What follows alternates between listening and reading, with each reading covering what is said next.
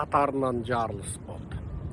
Ресей бұл туралы аса ашулы мәлімдеме таратып, біз Украинадан кек аламыз, Украина бұл ісі үшін жауап береді деді. Онысына бүкіл халқара тек күліп жауап беріп отыр.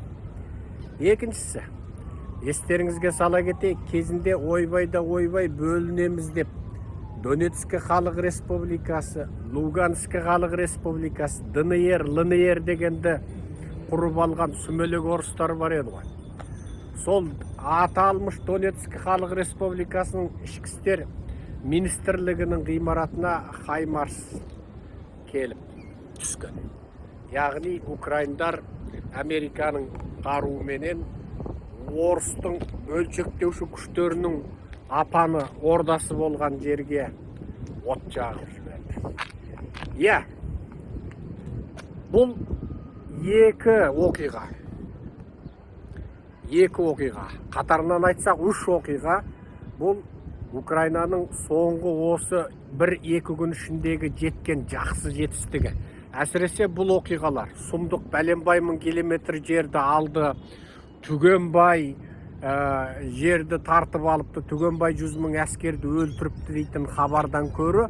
Бұл хабардың артықшылығы, бұл Ресейдің тобыр болып, құл болып кеткен халқының жүрегінде, Ресей ендігәрі қуатты елемес екен, мынау құттай кезіндегі одақтас республика болған Украинаның өзін ала алмай отыр.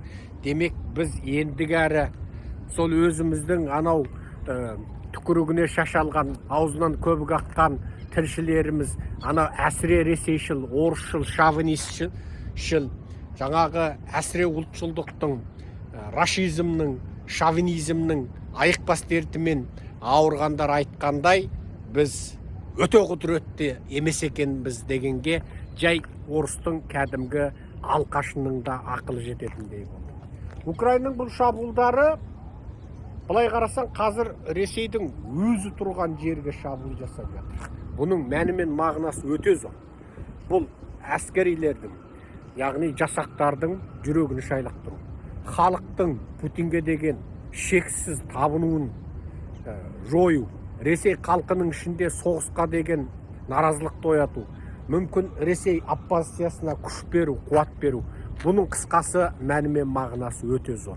Қалай болмасын, бұл жарылыстар украиндардың өте табысты, өте сәтті түрде психологиялық жақтан ұтымды жұмыс жасап жатқандығының бір белгісі.